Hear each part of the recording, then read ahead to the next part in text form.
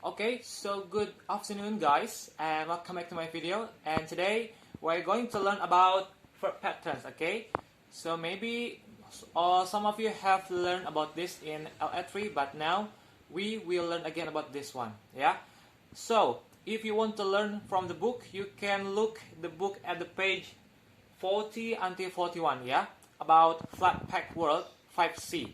Okay, so let's get moved to our lesson, because harusnya we should do some reading activities about sini. Kalau lihat di bukunya ada How to Build a Furniture Empire IKEA. Tapi sekarang fokus kita sekarang ke ini dulu aja ya, verb patterns gitu ya. Okay, so here I have provided you some examples about verb patterns. So why do you guys have to learn about this? Kenapa kalian harus belajar ini? Karena kalian ini bakal kepake. Maksudnya, these lessons will be useful for you to make expressions or maybe to express something like, you know, sebenarnya nggak semua itu simple ya, simple present. Kan kalian sudah belajar simple present tuh. Nah, nanti itu tingkatnya yang lain, level 2-nya bisa dibilang gitu ya. Jadi, kalian juga harus tahu pola-polanya, penempatan si kosakatanya gitu, grammatical formnya gitu. Jadi biar kalian nggak salah nempatin verb tersebut gitu ya, gitu. Yang sering bilang dulu di LA gitu ya, di kelas. Oke, so here I have 5 types of verb patterns. Kalau kalian mau di bukunya ada di halaman 41 ya.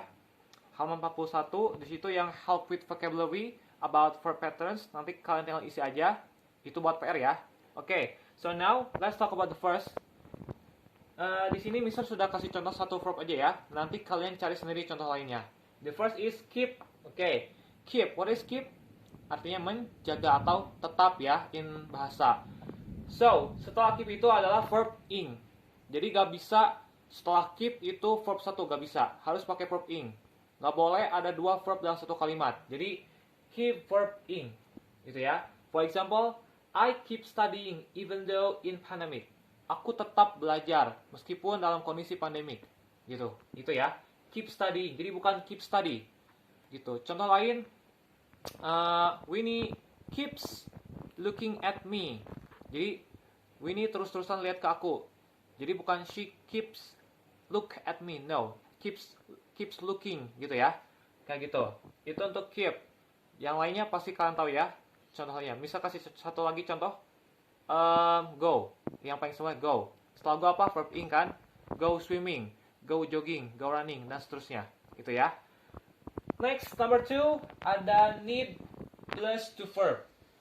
Jadi setelah need itu ada to dan verb harusnya ya. Jadi, for example, Winnie needs to sleep early because she must go to Yogyakarta at 6 a.m. Jadi needs to ya, kamu harus, nah kesininya verb satu kan gitu, nah gitu, needs to. Jadi setelah need itu ada to pasangannya. Nah setelah to itu ada verb satu. Jadi kalau kalian lihat ada kata kerja, ada kata to, setelah to itu harus verb satu, nggak boleh verb 2 atau verb s. Itu disebutnya infinitive to ya, kayak gitu. Jadi need itu ditambah to dan kesannya verb lagi, kayak yang barusan ya, kayak gitu. Terus number 3, would.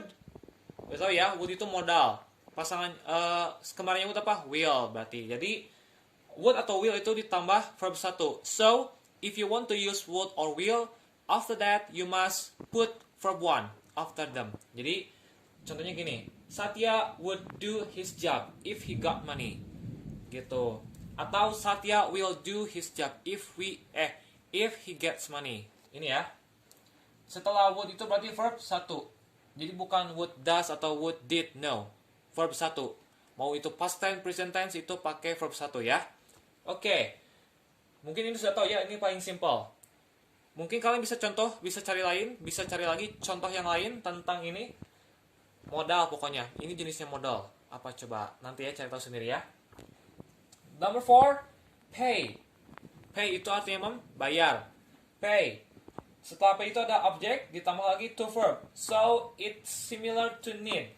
Jadi, setelah pay ada objek. Pay itu kan bayar. Jadi, objeknya apa yang kalian bayar. Terus, verb.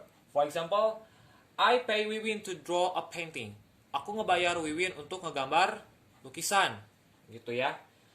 Pay-nya verb, objeknya si Wiwin. To verbnya apa? To draw. To-nya itu berarti to draw. Ya. To draw a painting. Menggambar atau melukiskan sebuah lukisan. Kayak gitu. The last, make. Make. Terus di setelah make itu ada objek.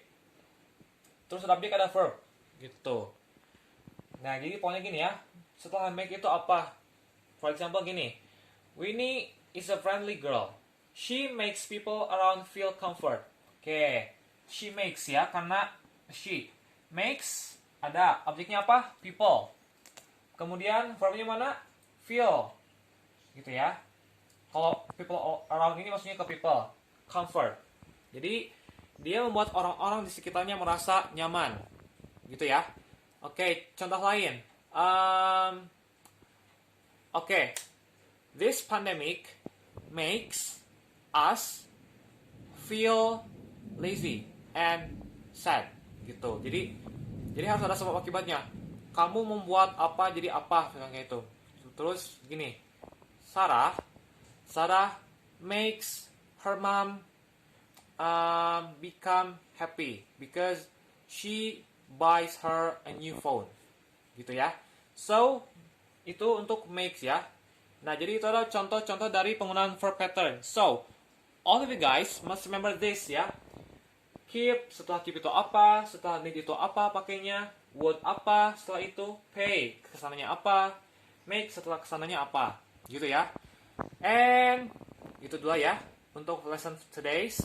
Jadi, untuk tugasnya seperti biasa, di halaman 41 kalian di situ ada half with vocabulary. Mister ngambilnya dari situ, dari buku itu yang ini. So jadi di bawahnya itu ada sekumpulan kata-kata, bisa verb, bisa modals. Kalian tinggal tentuin aja, masukin ke kolomnya mana yang setelahnya pakai verb ing, mana yang pakai to, mana yang pakai verb satu doang, mana yang bentuk polanya sama kayak objek tambah verb atau to verb gitu ya. Yaitu untuk tambahan kalian PR di rumah ya. Kerjaan aja di buku LE4 halaman 41. Okay, so I think that's all for today. Thank you so much for watching and have a good lesson. Bye-bye.